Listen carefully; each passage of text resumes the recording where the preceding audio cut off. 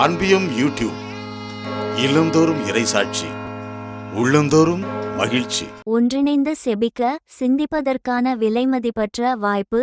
இறைவனின் இரக்கம் ஒவ்வொருவரின் எண்ணங்களையும் செயல்களையும் ஊக்குவித்து திருத்தூதர்களாகவும் நற்செய்தியின் சான்றுகளாகவும் மாற்றட்டும். சபையின் பொதுப்பேரவை என்பது நாம் அனைவரும் ஒன்றாக இணைந்து செபிக்கவும், நாம் பெற்றுக்கொண்ட கொடைகளை பற்றி சிந்திக்கவும், சபையின் தனிவரம், நமது சமூகம் எதிர்கொள்ளும் சவால்கள் மற்றும் பிரச்சினைகள் பற்றியும் சிந்திப்பதற்கான ஒரு விலைமதிப்பற்ற வாய்ப்பு என்றும் கூறினார்.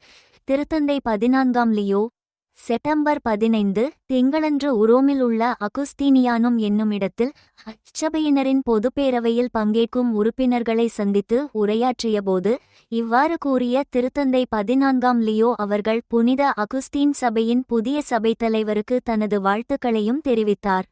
உங்களுக்குள்ளிருந்து வெளியே செல்லாதீர்கள், உங்களிடமே திரும்புங்கள், உண்மை மனிதனுக்குள் வாழ்கிறது என்ற புனித அகுஸ்தினாரின் வார்த்தைகளுக்கேற்ப வாழ வேண்டும் என்று வலியுறுத்திய திருத்தந்தை அவர்கள் உள்ளார்ந்த நிலை என்பது நமது பணிக்கான உந்துதல் மற்றும் உற்சாகம் பெறுவதற்காக நமக்குள் நாமே செல்லும் நிலை என்றும் தெரிவித்தார்.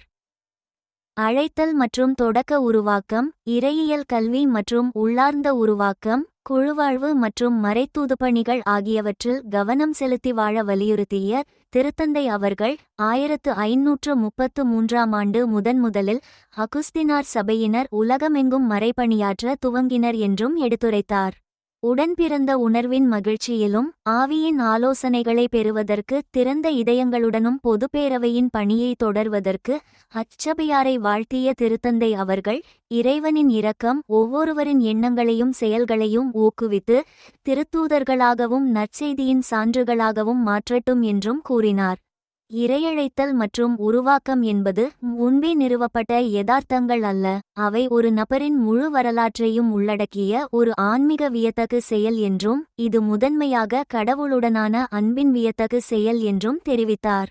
அகுஸ்தீன் தனது ஆன்மீக தேடலின் மையத்தில் வைத்த அன்பு, இறையியல் ஆய்வு மற்றும் அறிவுசார் உருவாக்கத்தின் பரிமாணத்திற்கான ஓர் அடிப்படை அளவுகோல் என்று எடுத்துரைத்த திருத்தந்தை அவர்கள் இறைவனின் மகத்துவத்தால் நம்மை வியப்பில் ஆழ்த்த அனுமதித்தல், நம்மை நாமே கேள்விக்குள்ளாக்குதல், படைப்பாளரின் அடிச்சுவடுகளை கண்டறிய நடக்கும் விடயங்களின் அர்த்தத்தை கேள்விக்குள்ளாதல், எல்லாவற்றிற்கும் மேலாக அவரை அன்பு செய்தல், அவர் நம்மை அன்பு செய்ய வைத்தல் ஆகியவை குறித்தும் எடுத்துரைத்தார்.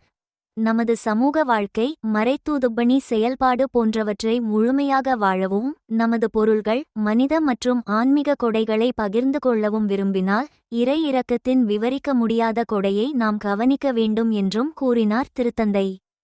இந்த அன்பியம் யூடியூப் சேனலை நீங்கள் ஷேர் பண்ணுங்க, சப்ஸ்கிரைப் பண்ணுங்க, லைக் பண்ணுங்க. Wish you all the best.